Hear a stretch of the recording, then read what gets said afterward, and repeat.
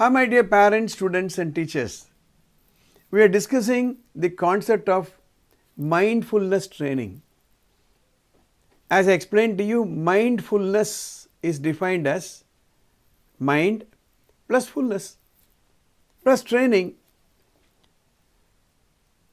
Our ability to concentrate on one thing fully 100% is mindfulness training. We had that capacity when we were toddlers, but as we grew up, we lost it. We got exposed to the world, many things came to our attention, many information came to us, our areas of interest increased multiple times. And so, when we start focusing our attention on one thing, many other things clamoring for our thought, for our attention. And so, mindfulness training is critical, is important. It's not just the behavior of sitting, concentrating on your breathing, practicing every day. That's very important, but your mindset is important. Your appreciation on the need to develop mindfulness is very, very important.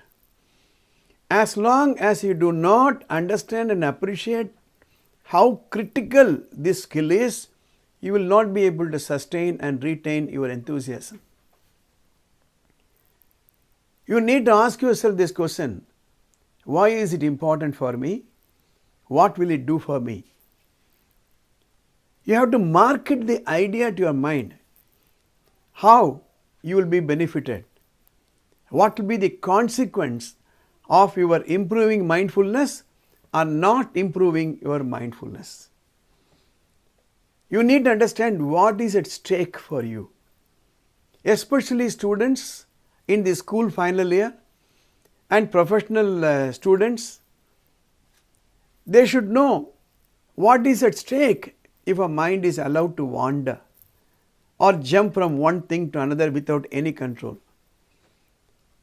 I want to give a story to illustrate this point.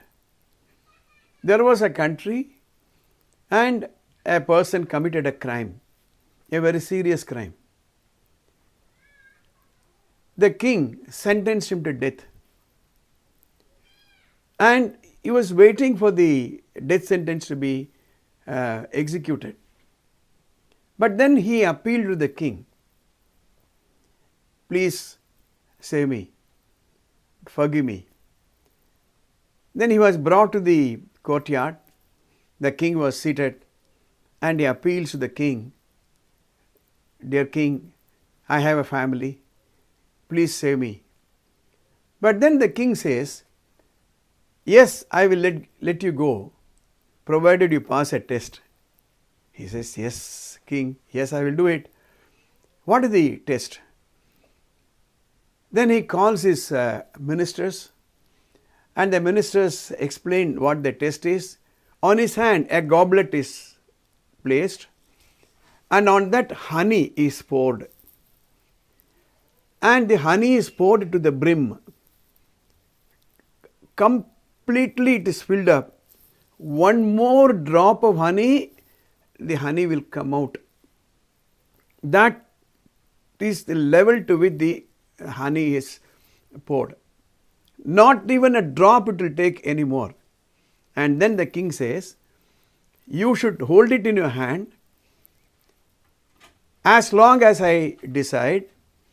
Even if one drop of honey falls, spills over, we will execute the death warrant. But if you are able to retain this without even a drop of honey coming out, I will let you go. He says, yes, I will agree to that, because it's a question of life and death. So he is brought to the courtyard again. He puts up his hand like this. A goblet is fixed. One minister comes and pours the honey. It becomes full, and it becomes, in physics we call it as convex, right? One more drop, the honey will spill. So at that time it is stopped, and the king says, now the time starts. As he is observing, the king claps the hand, let the music start, let the dance start. The best of the dancers are brought, the best of the music is played, and the whole people are clapping and dancing and clapping and dancing. But this man is concentrating only on the goblet, only on the convex honey. For 1 hour, the music goes on, the dance goes on, and then the king clapped the hand, let the music stop, the dance stop. Then the king asked that person, how was the dance? He wakes up and says, dance? What? Which dance? Which music? Because his total concentration is only on the goblet, only on that honey. He knows, unless and until he focuses 100%, unless and until his mind is occupied with only that task of keeping that goblet, keeping that honey without spilling, he will die. I am explaining this to you. A cricketer on the crease knows the consequence of his attention being distracted. A chess player knows the consequence of his attention being distracted. A car racer knows what is the result if his concentration is deflected.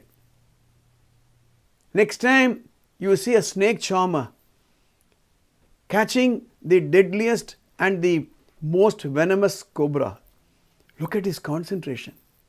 And even you look at the concentration of the cobra, and there people know the result, the consequence of concentration are not able to concentrate. My dear parents and students, understand that the mind is such an amazing concept.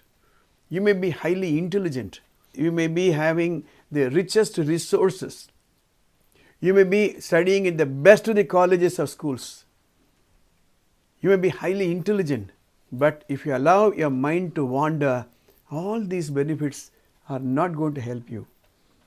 Think about this story and ask yourself, what is the quality of your concentration and focus? If you are not subscribed to this channel, please do subscribe, press the bell button, and if you have got any comments, please post it in the dialog box and I will try to answer. See you in my next episode.